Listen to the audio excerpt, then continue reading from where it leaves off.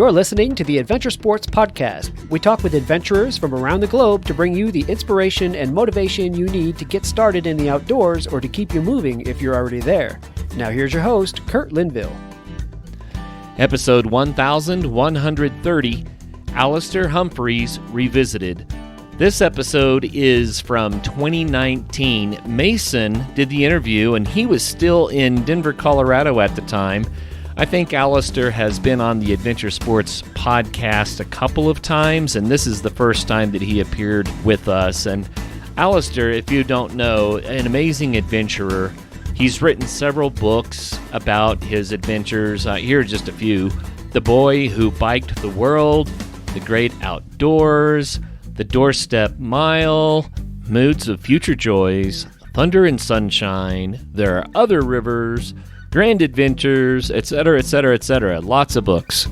Alastair is a British adventurer, author, blogger, and a motivational speaker, known for promoting accessible outdoor experiences and environmental recreation. He did a round-the-world bicycle trip from 2001 through 2005, 46,000 miles. He walked across India in 2015, 2,400 kilometers.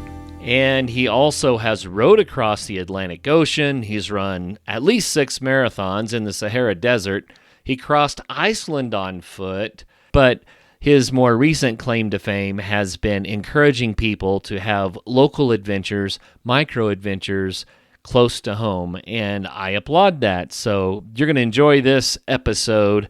But before we dive into the show today, I wanted to thank all the Patreon members who do help to support the Adventure Sports Podcast through Patreon. Every little bit helps, and it goes a long, long way. So thank you very, very much. If you would like to be a guest on the Adventure Sports Podcast, or if you know someone that you think would be an excellent guest, please contact us at info@adventuresportspodcast.com. And if you have a product or a service that would benefit the Adventure Sports Podcast family, then you can advertise through us. Again, use info@adventuresportspodcast.com. Now, what is the number one best way that you can help the Adventure Sports Podcast? Share an episode that you love with a friend. Let other people benefit from the podcast too. Thank you so much in advance, and here's Mason. Where are you calling me from today?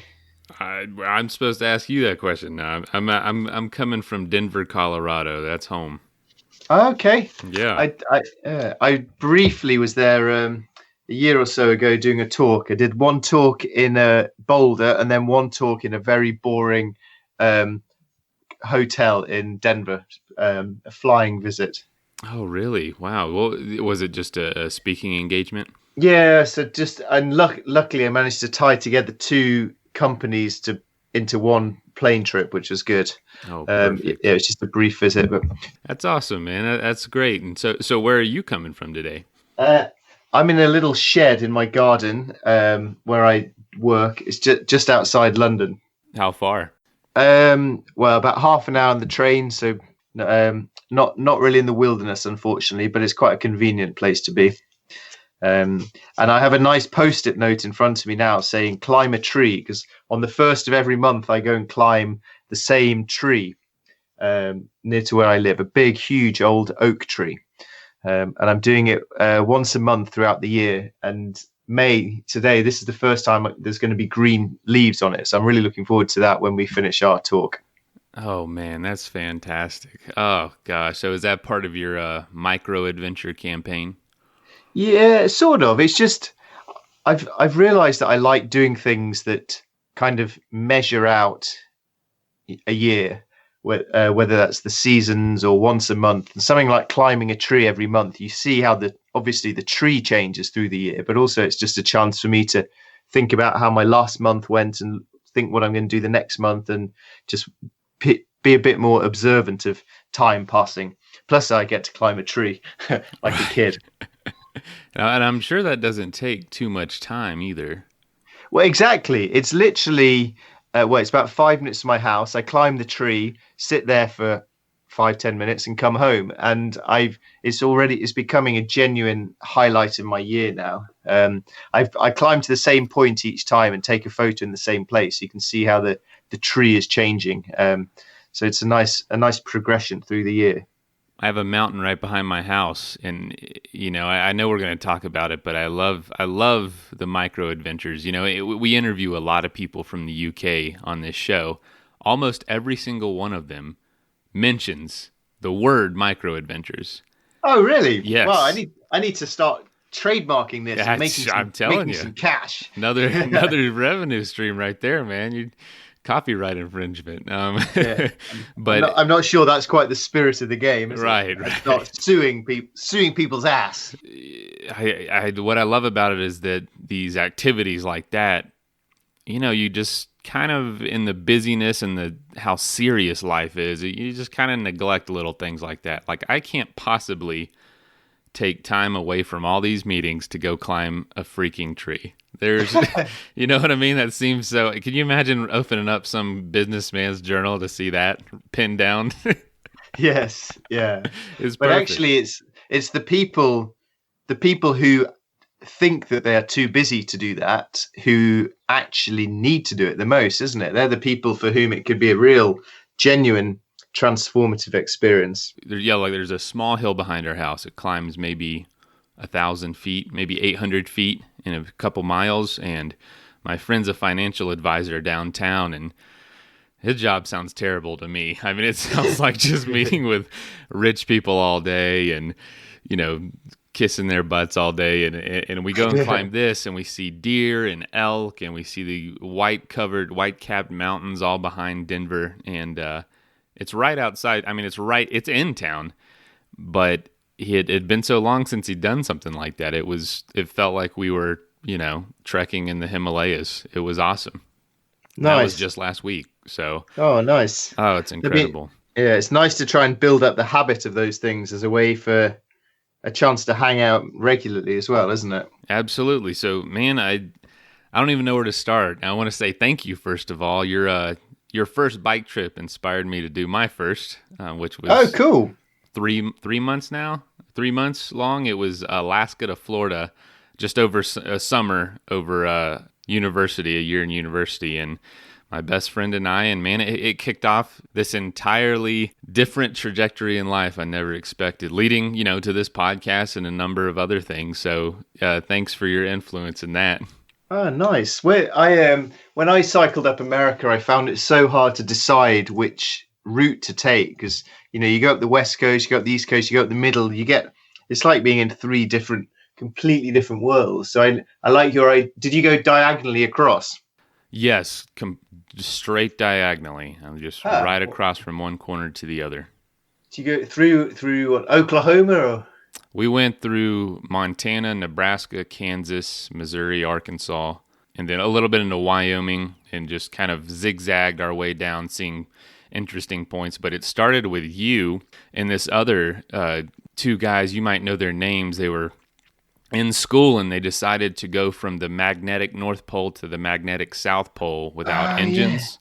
And they sailed, they rollerbladed, they biked. It was random as can be, and they were in National Geographic. And man, it was all these Brits inspired us, to be honest. James Hooper and Rob Gauntlet. Okay, that's who it is. I'm going to write that down because I didn't know their name. Well, the sad part is that James died a couple of years after doing that in a very simple climbing accident. No kidding. Yeah, just on a holiday, not even a sort of expedition climb, just climbing with a few buddies. He was really, really young. I think that now that you mention that does ring a bell about something. I think I looked them up afterwards, and oh man. Yeah, and we just had a tragedy in the mountains a few weeks ago in Canada. A couple of big name climbers got caught in an avalanche, and it happened. That's terrible. Yeah, that's another reason to stick to micro adventures. You can come home to see the kids. And now you speaking of which, you have kids, don't you? I do.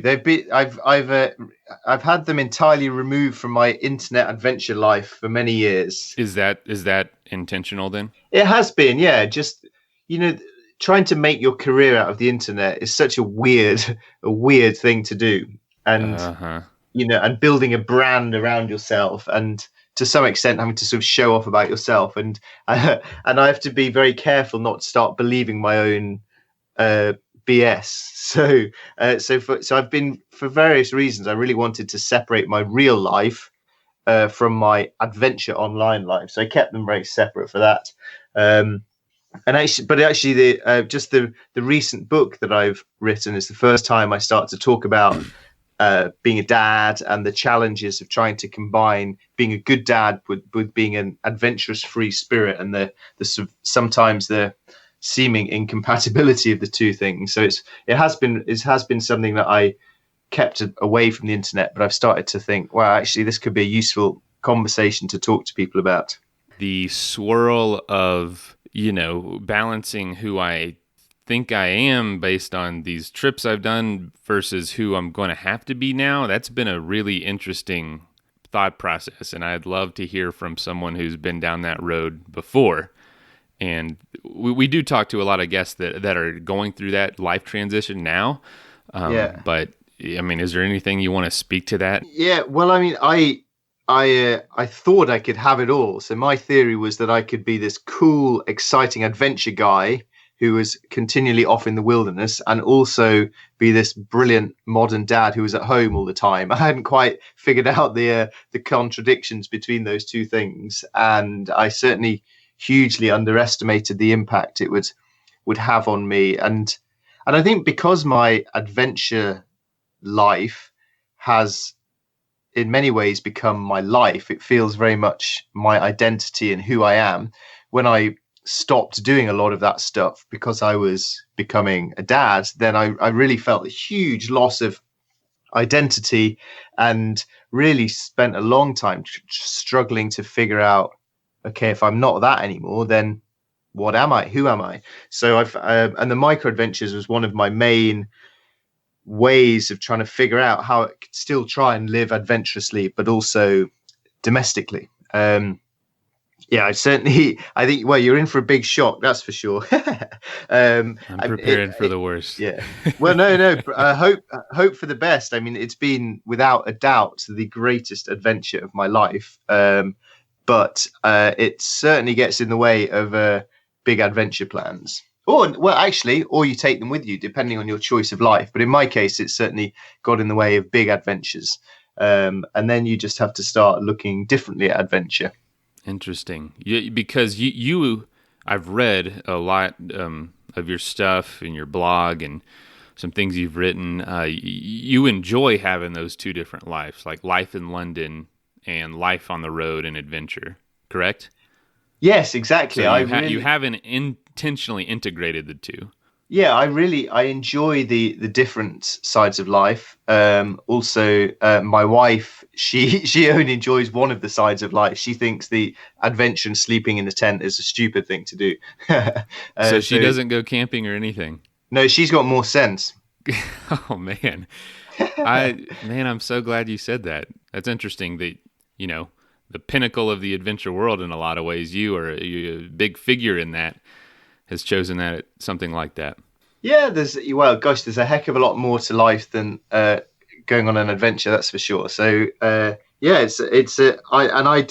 certainly enjoy the variety of aspects in my life, whether that's being in big cities. I love big, crazy, noisy cities, and then I love being in the mountains away from big cities. So I think the variety of life is what I enjoy, and that's also been reflected in the different adventures I've done over the years. I never chose to become, say, a specialist mountaineer, just climbing ever harder mountains. I've preferred to be a bit of a jack of all trades, doing some biking, doing some running, doing some hiking, different kinds of trips. I think, the variety of life is what I like the most.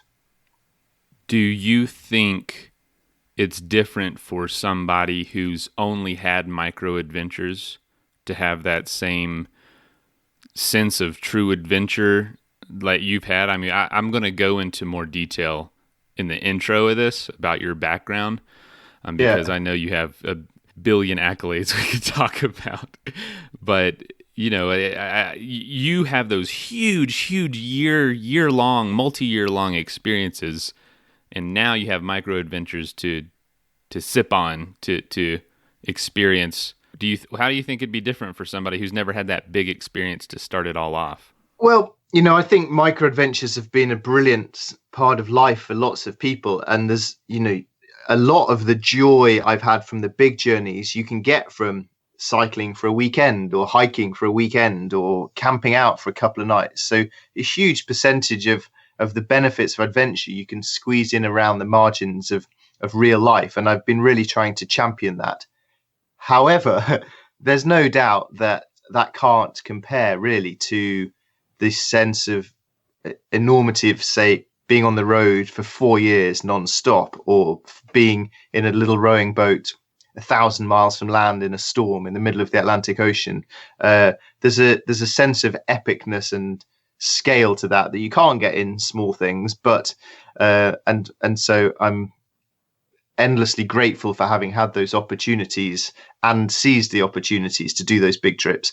There's something pretty epic about doing something pretty epic. But on the other hand, it's not something that is often achievable. And therefore, I think we just need to do what we can with what we have and do it now, as one of your wiser presidents once said. Absolutely. Yeah, a good president at that. Yeah. That's interesting. Having been able to do a lot of people probably told you that was a once in a lifetime experience. At the time, did you believe that? And now do you say, yeah, that probably is true. Life gets complicated quickly. I think when I was cycling around the world, those 4 years in my late 20s, I think I anticipated then that I would, to some degree or another, spend the rest of my life being some sort of wild man, whether on the road or living in strange and crazy countries. I certainly anticipated that was what my life would be. I definitely didn't expect that I would have a shed and a mortgage and 2 kids. But then again, if you'd asked me my life when I was 10, I'd have probably said that I anticipate spending the whole of my life eating ice cream and watching cartoons on TV. So what we're after in life changes over time as well, doesn't it? Absolutely. And speaking of that, you've mentioned before that your career has been non-strategic, in just kind of how it's unfolded. Has that changed at all now that you have more responsibility? Yeah, I think I get a bit torn in life between trying to plan so that you can head in a direction you want to be going in life, because you can't get everything you want right now, and a lot of things you have to work towards for many years. So in my case, that's making a living out of the adventure stuff. So there's a case for planning ahead, but there's also the argument of you don't know what you're going to want to do in life in 10 years. So you should get on with what feels important and exciting and meaningful right now, and just try and do your best to not close off too many avenues through those decisions. So in my case, that meant years ago, I thought, I love adventure stuff and I really don't want to sit in an office. So I'll just go and do a load of talks to schools, elementary schools and high schools, and earn enough money just to stay alive while I write a book.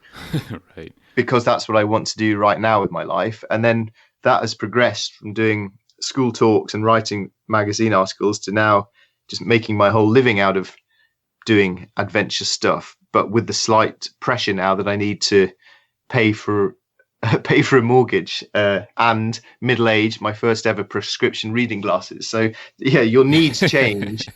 the needs of the reasons why you're doing your work, I suppose, change over time. But I still wake up with the same joy and excitement of thinking, wow, great, it's a day in the office today. I absolutely love what I do. Wow. So I mean, I don't know if this is a front or just how you come across. Are you a happy person, truly? I'm very happy when I'm doing stuff that makes me very happy. And then I'm quite grumpy when I'm doing stuff that makes me grumpy. And that sounds like a bit of so you're like the rest of us. Yeah, exactly. That sounds like a stupid answer, but actually it's really true for my life. Everyone, pretty much, anyone who's listening to this, unless they actually know me, will only have heard me talking with enthusiasm about adventure and travel and stuff like that. People who know me in my real life will sometimes be surprised by how enthusiastic I sound here, because back home I'm grumbling away about boring real life stuff. So interest rates and insurance plans. Yeah, I oh, totally well, get it. I'm not sure I'm quite that boring, but yeah, that sort of thing. Well, things that have to be dealt with.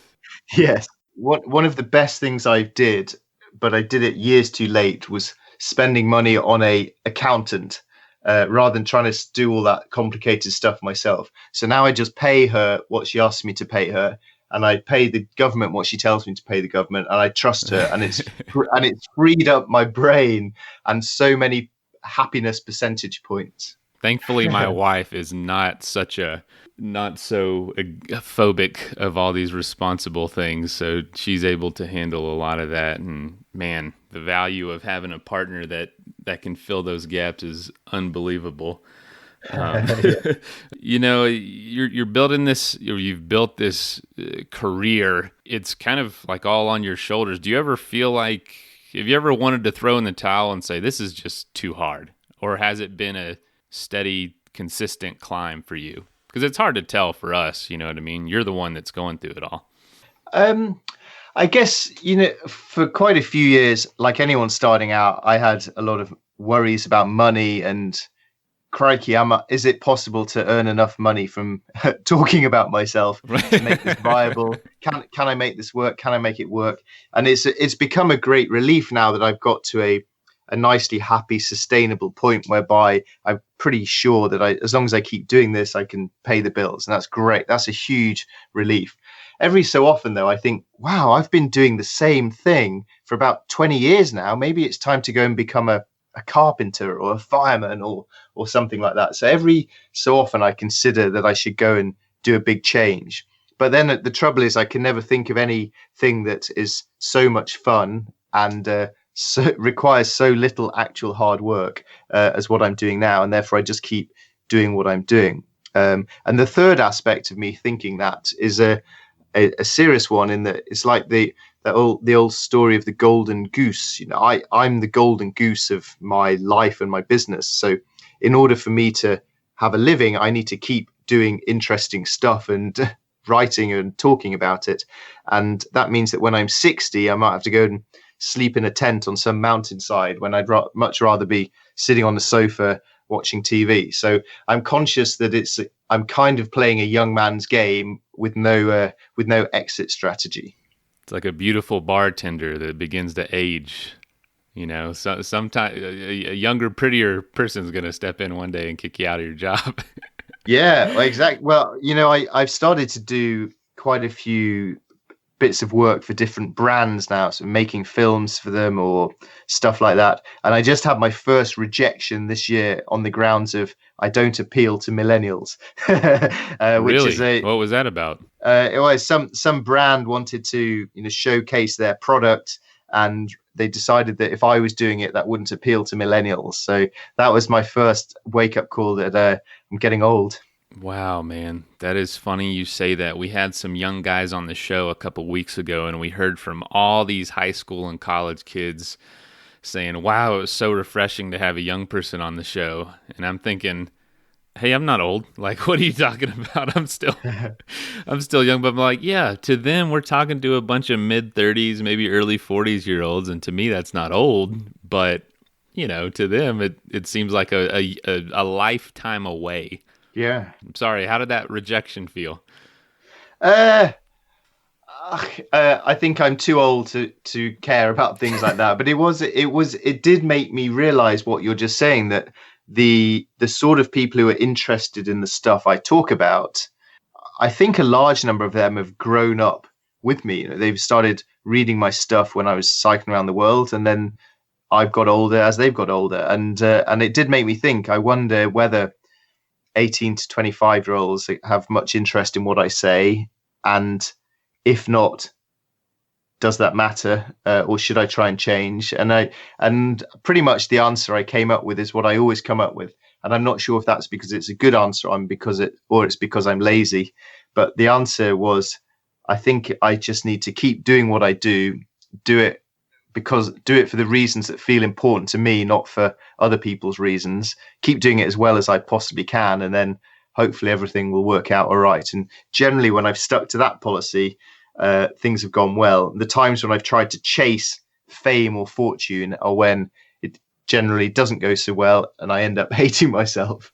Yeah, I would totally agree. Don't try too hard to be someone you're not, for somebody you're not, because, man, maybe you won't appeal to millennials or whoever's next, but you know what? If you're going to be working on the middle-aged crowd right now, I promise you, there is an endless market for angsty parents who want more adventure in their life. Well, every other one I talk to. Yeah, for sure. And micro adventures, the whole world of micro adventures has opened that up to me so clearly. And I've actually recently started a new email newsletter called Living Adventurously, which is me trying to figure out my own life, I guess, but just articulating it through newsletters about trying to just live adventurously within the constraints of normal real life. And the emails I've been getting in response to that, they definitely show me that there is a large market of frustrated adventurers out there. Absolutely. We've had some guests talk about transitioning from adventure to more professional life, and why that's not a bad thing, and why that's their desires change in time. And that is just something I guarantee the 25-year-old version of you could never understand at 25. Well, exactly. I mean, I've recently spent a month busking through Spain and consider that one of the greatest adventures of my life. The 25-year-old version of me would have completely sneered at such a pathetic, wimpish, non-hardcore pretense of an expedition. So yeah, I'm very, very conscious of that.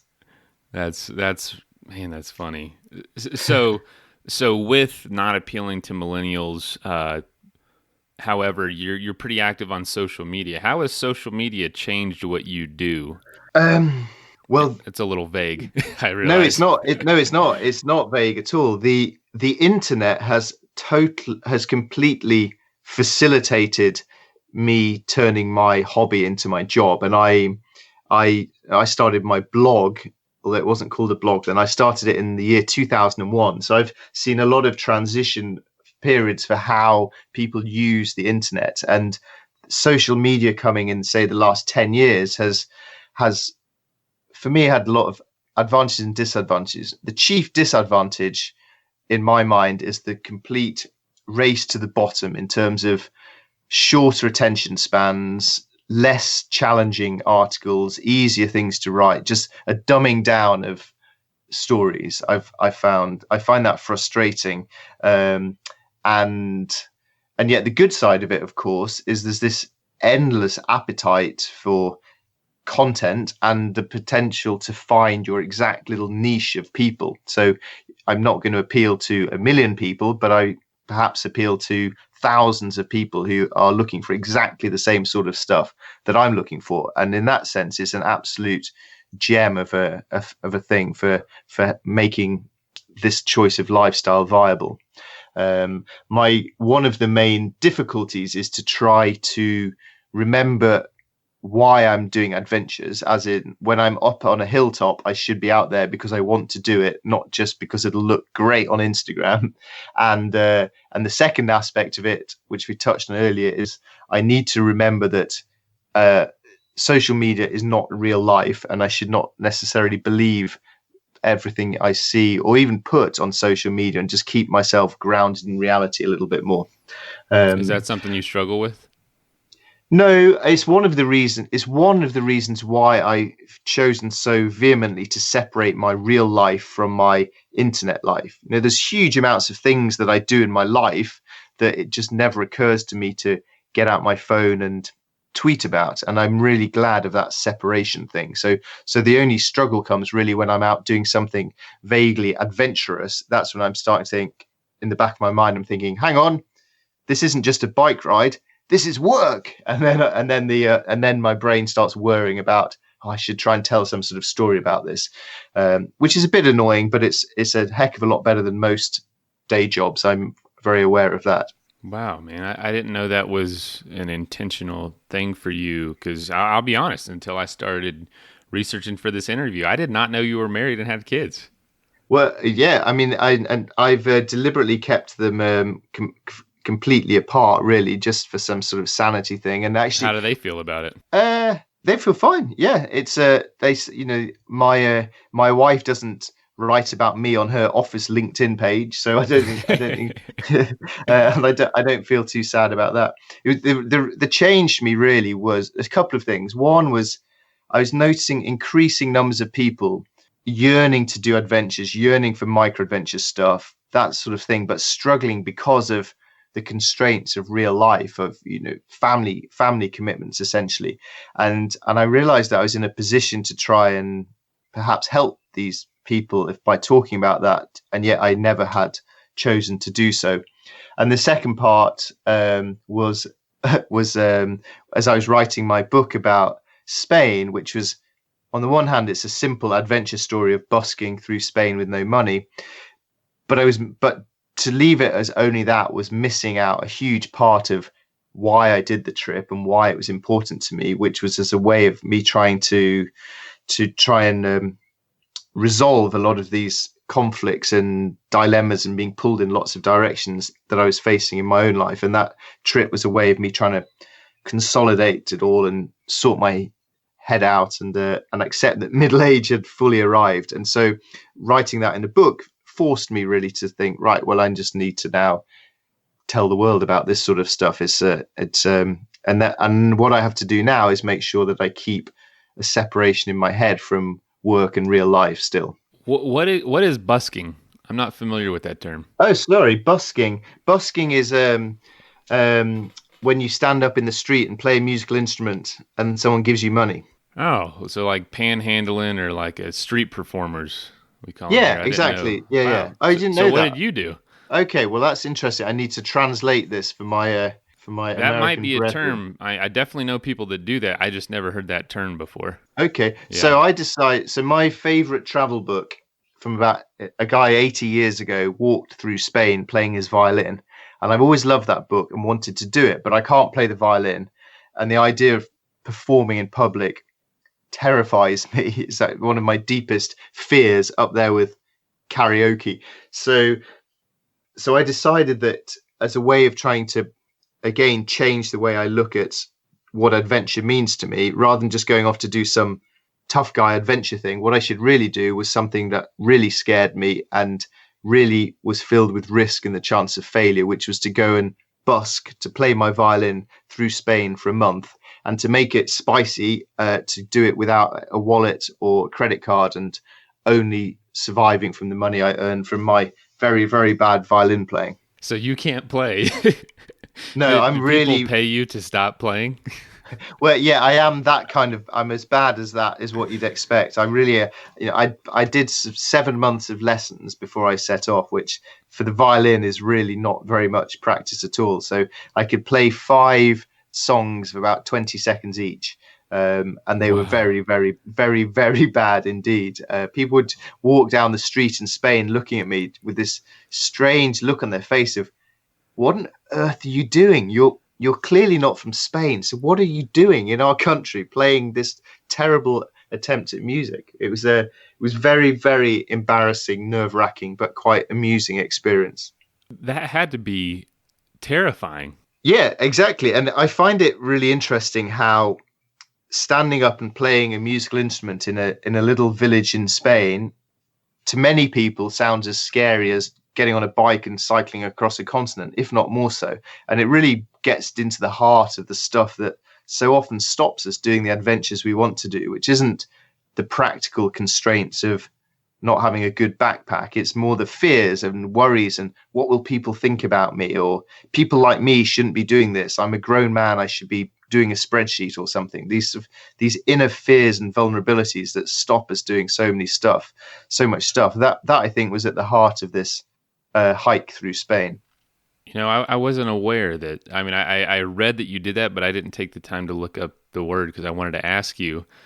Man, that is an adventure. That's a true adventure, because Yeah. for you, and I understand this, and a lot of our listeners understand it, at some point, riding 100 miles on the bike through a desolate highway it's not an adventure anymore because you're so used to it, and it's not challenging you anymore in a lot of ways. Whereas that, holy cow, it's short enough to not be gone from family too long, but long enough that you really are into it.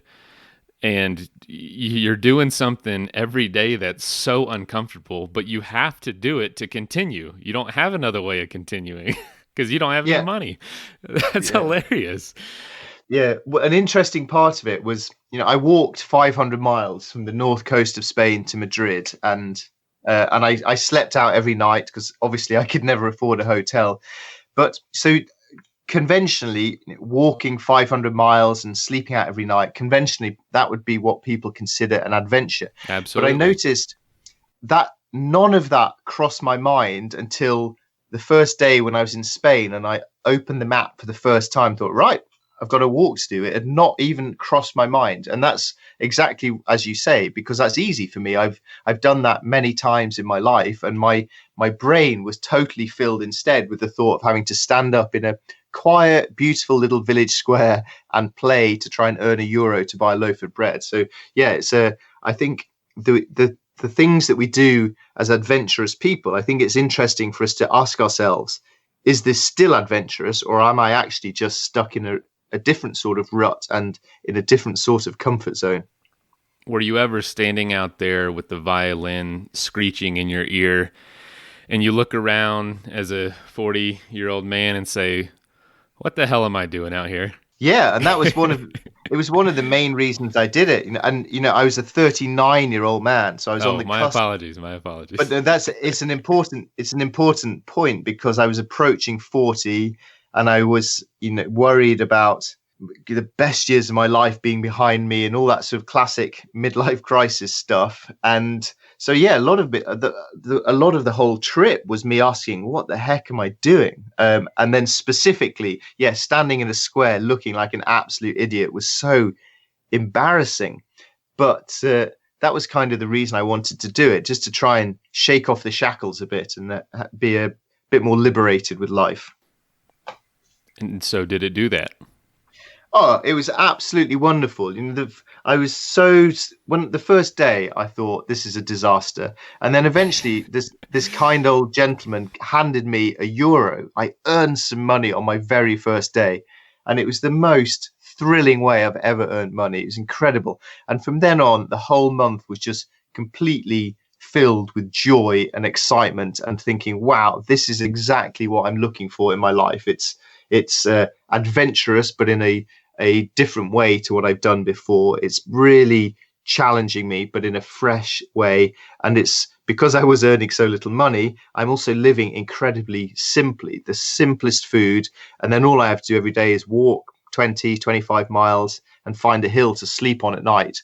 And the sense at the end of the day of thinking, wow, I've done everything that the day asks of me, and I'm now sleeping out under the stars. It was just a joyful, brilliant, wonderful adventure. That is adventure. It's completely out of your comfort zone for most of it. It seems like you're not an expert in any of that, but anyone can just start walking. Anyone can start doing something so simple, but adding all those elements of not bringing your own money. Yeah, man, that's exactly what adventure is. So is it safe to say you're not going to ever be the type of person that needs to climb Mount Everest to complete their adventure resume? I spent 5 years trying to do a very, very big and difficult expedition to the South Pole, and in the end, I had to pull out of that because two little kids came along, and it didn't seem the right thing to do. So that. I'd be lying if I said that doesn't sit in my mind as a significant regret for not having done this big elite challenge that I set my heart on for so many years. But on the other hand, time moves on, as we've talked about, and these days I'm very happy climbing trees around England. I'm trying to get my adventure kicks without flying as much as possible these days, and just swimming in beautiful rivers, climbing trees, reading good books. I think maybe I'm finally growing up. There's an element of simplicity in all that. Yeah, I think I'm dating all the way back to when I spent 4 years on the road, just literally wearing the same shirt every single day till it rotted apart. I've noticed that when there is simplicity and purpose in my life, that things generally seem to be heading in a good direction. And it's when things when I head away from that path that I get less content, I think. Yeah, I think I've seen in pictures, it might be in your shed, there was a quote on the wall that said, "The best things in life are simple, but not easy." Yes, well, I'm a very big fan of the difference between the words simple and easy. I think that's summed up a good adventure is one that's simple but not easy as well. I think I strongly believe that. What part of building a career and continuing a career, what part do you like the least with what the work that you do? Okay, that's a really good question. The parts I like the least are the admin, so taxes and accounts, answering lots of emails. Yeah, sorry for that. Yeah, so I dislike that side. Having to sell stuff. So, I spent the whole day yesterday trying to work out a social media blitz for trying to sell my book. And man, I didn't really enjoy doing that. So I think I enjoy pretty much everything else. But I sometimes get a bit weary and worried that my greatest stories are in the past. And I still have to tell people about that time when I cycled around the world 20 years ago. And it's coming up on 20 years since you started that trip.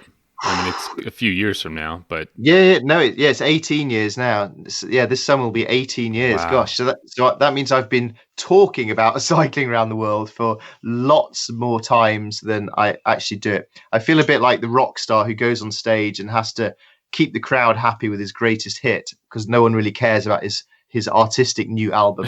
Right.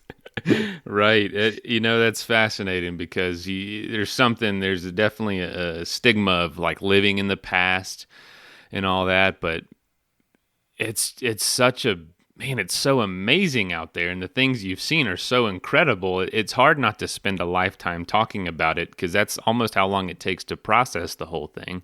Yes, but that's a kind way. That's a kind way of putting things. I think the problem I had was once I started to label myself as an adventurer, for quite a lot of years, I only felt as good as my next adventure. So what I'd done in the past didn't really seem to matter to me. The important thing to me, and pretty much every interview I ever did, was what's next, what's next, what's next. And I felt this pressure on myself and perhaps perceived, but from society at large, that I was only still interesting if I had something epic in the pipeline, and I didn't like that aspect of trying to be an adventurer for quite a number of years. I think the Spain trip was quite a cathartic experience for that, in me being able to say, "Hey, actually, I'm not going to cycle around the world again for another 4 years." And if that bothers you, then I'm sorry, but that times are changing. Yeah, times are changing, man. So for you, with the times changing, what is in your pipeline? What are you excited about right now? I'm really enjoying writing. I mean, writing's always been what I've loved, and for so many years, I've written 11 books now, but I still don't feel like a writer at all. I always think that's what I enjoy doing, but I get paid from doing talks at conferences, not from being a writer. And I had a bit of a mental breakthrough around the end of last year when I asked myself, why don't I just consider myself a writer, make that declare to myself I am a writer, and then see what I have to do in order to try and make that happen. So I'm now more committed to trying to be a writer, to write more books. And the book, I've started to write a book now about living adventurously, but I've decided that as I write each chapter, I'm going to stick it online as an email newsletter. So I'm kind of giving away my book for free live whilst I'm writing it, and people can follow that along. And it's a good pressure for me to get on and write it. And I'm enjoying doing it as a sort of more open source project. So I'm just trying to find different ways to write that are hopefully interesting and hopefully useful. And that combined with some exploration, micro adventures and small adventures close to home seems to be keeping me happy these days. That's great, man. That's great to hear that the changes in life, they're necessary and they're not a bad thing. And those things that are so amazing to people. No, I just think a lot of people are going through that, to be honest. A lot of people that were very adventurous early on and maybe realize, I feel like, you start out, this is how I put it, it's like you're in a rowboat. It's really easy to control, but it's only capable of so much. And as life goes on, you build up families, all this, this brand almost, this following, these experiences. And it's almost by the end of it, you're in this cruise ship to where any turn takes so much longer and so much more calculation, but it's also capable of so much more. But it's not as agile as you were before, where I could just say, break up with my girlfriend and bike around the world for 4 years, with $10,000. But they're both beautiful things. Man, that's very interesting. So with being a dad, what do you hope for your kids to do with their life? What do you hope that they see from you and that they do? Well, one of the reasons that I decided to go do this Spain trip was I hadn't done any sort of decent adventure for a few years, and I was trying to, I would like them to be curious and wild and bold with their lives, whatever direction they go down. But I realized I had kind of stopped living that way myself. So going to do that Spain trip was a bit of a demonstration to them as well as to myself that I could still try and live adventurously. So that's all I want from them really, is to choose their path consciously, not just follow the herd, choose the direction they want to go, and then do so with great enthusiasm and to be as weird and curious and wild as they dare to be. You ever see yourself going with them or them going with you, doing something together? Yeah, that would be great. I mean, my son's current ambition is to become a professional soccer player. So I spend most of my life at the moment driving him for practice. We've struck a deal that if he gets into the Premier League, then he's going to give me $1 million to pay for taxi fare. So I'm kind of hoping he just becomes a football player, and then I can retire on his wages.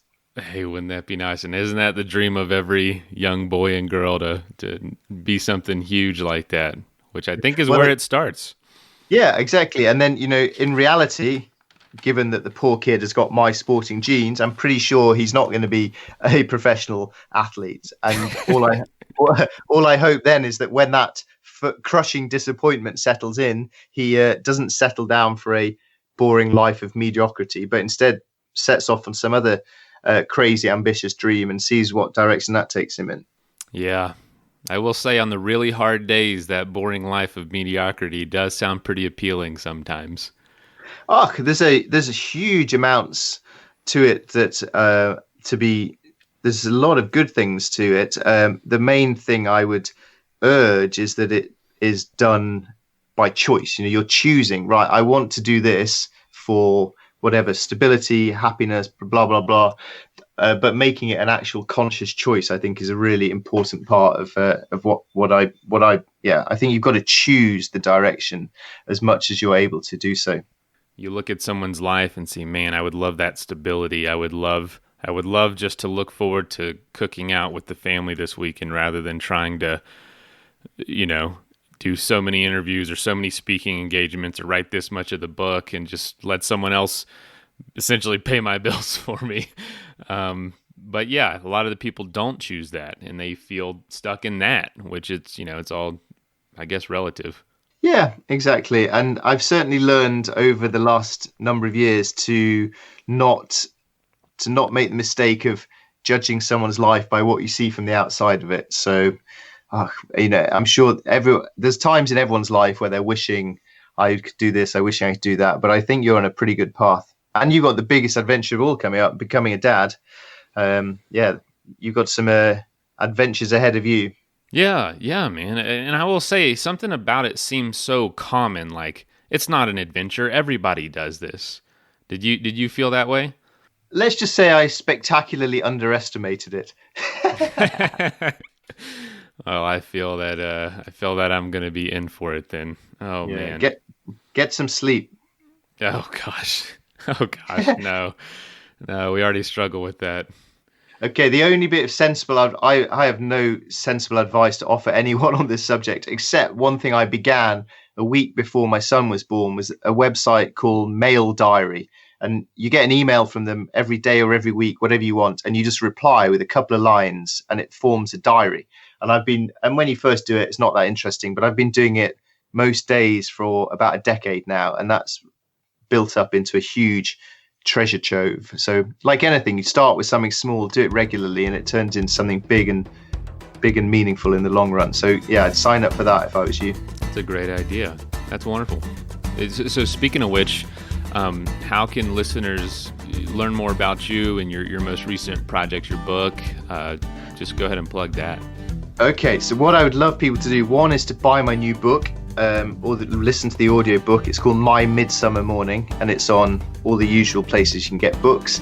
And then sign up for my new newsletter, which is called Living Adventurously. You can find that on my website. And then I'm on all the social media things as Al Humphreys.